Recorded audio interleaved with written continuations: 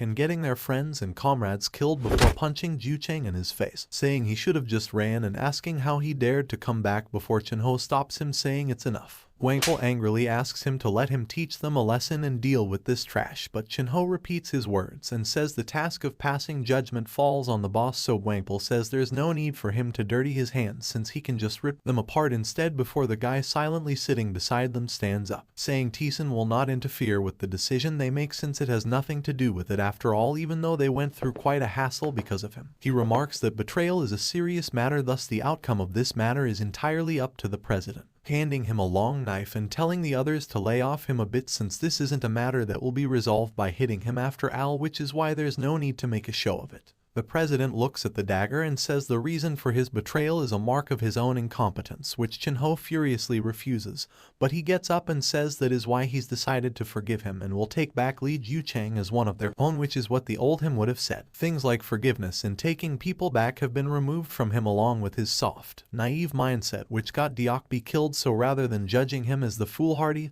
Lee Seung-min, he'll judge him as Ilhak. The president calmly walks past Juchang, seeing which he shockingly asks why he's letting him live, so the president says the direction on which he must act has already been decided by Ilhak, so he will now rebuild Ilhak as his sole objective. He tells Juchang to never get in their way again since this blade isn't meant for cutting twigs like him. As he leaves with the others, he expresses that despite what he said, he feels terrible inside, so Chin-ho says that's fine since this is his Ilhak and that every action he makes from this point on is his will of Ilhak. As Yisu's standing on the roof with a cigarette in his mouth, a woman hands him a lighter, asking him to use this, which he thankfully takes, saying that he can't remember where he lost his lighter, and asking what she's doing with it since he doesn't take her for the type to smoke, so she replies that it used to belong to President Baek Dogyeong, addressing him with his name of Baek Yisu, hearing which he remarks that he hasn't heard his name in so long since so many people have been calling him Baek Dogyeong that he just got used to it, so he always finds himself thinking about these things. He must act as Baek Dogyeong to get his revenge and wonder about how he would act and speak in different scenarios. He wonders what his brother would say if he saw him like this, so she replies that he would have cursed him a lot and wouldn't be too pleased before President Lee walks up, so he asks what he thought of the blade, to which he replies that it's quite a sharp one, completely unsuitable for cutting twigs, hearing which Yisu remarks that he must have sorted things out. He readies himself to get down to business, but Chin-ho stops him apologetically before asking him to answer his question from before, hearing which he remembers how Chin-ho had asked him his true motive behind using Teeson.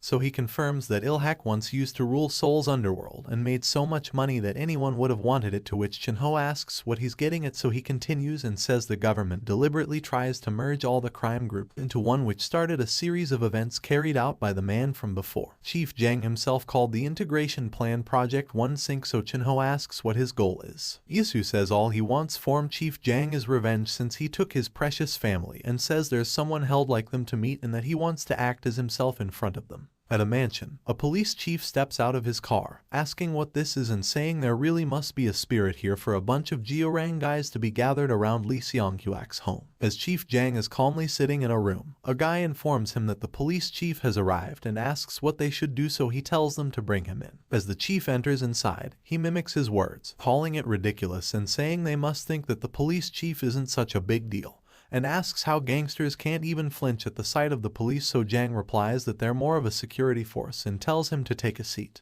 The chief stares opposite him, asking who he is and saying it's the first time they've met, and asks if he's President Ryu Taehyung, remarking that he looks very different from what he expected and asks about the couple of scratches he sees on his face. Hearing this, Taehyung smirks, saying he would have jumped at him after hearing something like that and if he wants him to land some scratches on him too, so the chief takes off his glasses, telling Jang that this is problematic since it looks like they've already hit a rough patch and that they should set some things straight before starting. Jang asks if he doesn't want to work with gangsters, to which he asks how he's supposed to make a deal with someone who can't tell left from right, so Jang tells him to leave in that case since he's already told him before since they aren't here meeting face to face for making friends at all. He explains it's not about tradition or fighting or moving up the ladder and tells them to not make him repeat himself and to get down to business, while pouring them all a drink before asking which they should demolish first. As Lee Seung-nam solemnly standing outside a room, He thinks about his uncle Deokbi remembering when he'd asked if he was the oldest when he was young. Deokbi had replied that he was the youngest, so he'd said that Chinho had told him that the older you get, the taller you are, and that he hoped he'd grow old quickly so that he could become as tall as him. Hearing which, Chinho had cheerily said he'd still be as tired as him, so he'd replied that Deokbi should become the boss since he's taller, which he's decided that the boss will be decided by height. Hearing which, he'd become flustered and asked what he was saying.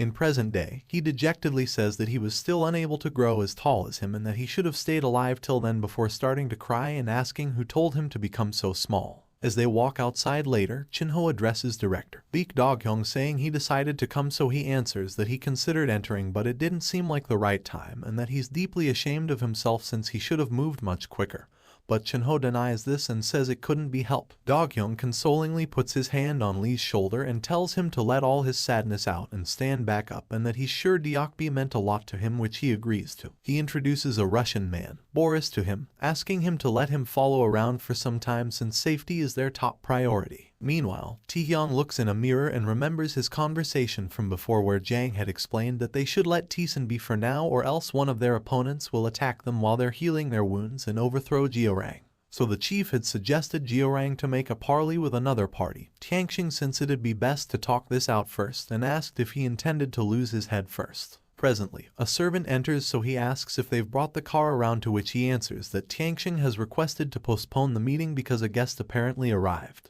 Meanwhile, a guy enters a Chinese restaurant and asks the waiter that he wants to see the boss, Cha Yua, and that he's from Taesun, but the waiter brings out some other guys with weapons, but a woman pushes them aside and starts fighting the guy, saying she's going to cut his tongue off. The war that started with the fall of Ilhak didn't just rope in the gangs of Seoul, the southeast region, which involved most of the foreigners from Seoul. That place was ruled by the Han people and the Joseon people and was home to intense conflict. During this intense conflict, the thing that bloomed in the battlefield was Tianxing. The man, Yisu, takes out his blade and acknowledges that she's the rumored untouchable from Tianxing, and isn't somebody he can take lightly. She remarks that that's how she likes it and tells him to come at her before a woman calls out to her, addressing her as Zealan and asking what's going on here. Zealan asks if she wasn't supposed to be at a meeting and how she came back so early, telling her to not worry about this since she's going to take the head of this unpleasant bastard, but suddenly gets stopped when the woman slaps her, saying she was asking about the situation and didn't ask what she decided to do, so Zealan says he was looking for her, which they don't take to lightly. She notices the waiter, Minxie's axe, and hands it back to him, telling him of how much they had to do to sleep soundly at night and how they had to murder their rival families and cut off the hands of their kin. She says he was a bit of a firecracker back then and reminds him of how Tianxing only takes up arms to defend their comrades, reminding him of the oath they had made. Seeing this, Yisu inwardly calls her Cha Yua, the head of Tianxing, who not only calmed down the untouchable and the riled up members but also completely changed the atmosphere,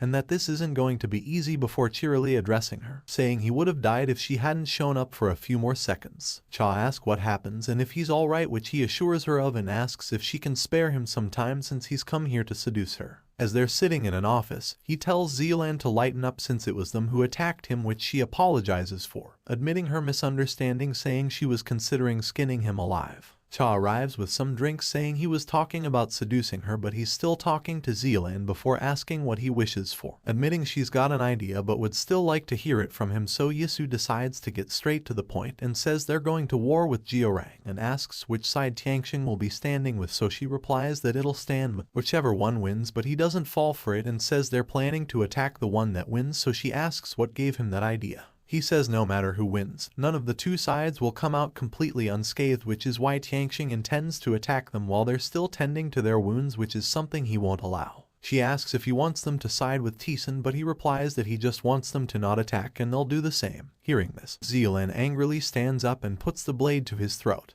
but Yisu tells her to not put the blade to his throat again or else he'll take his out as well. He tells Cha that he wouldn't have come alone if he wanted to blackmail them, and gives her a box which mostly contains rings, clarifying that it's a joke to Zealan before showing the USB inside it with the words "one sync" written on, and explaining it's the reason of this mess and behind his personal vendetta against Jeorang. Once he leaves, Zealan asks Cha what she thinks, so she admits she doesn't know and starts crying before asking her to be the boss, but she knocks her down and starts consoling, after which the two share a moment. Meanwhile, Minxie and the others are drinking at the restaurant when a car crashes inside, from which several men come out as one of them cracks his knuckles and proclaims that they're going to show them the power of Taesun. As Zeolan is silently sitting in the office, Cha says someone messing like that isn't but gets stopped by her as she gets up and says this just goes to show that they can't trust Teeson as well and that she should have just let her rip him apart and kill him when he was here, but Cha replies that Teeson's also the one who stops things when they get too out of control, which is why it's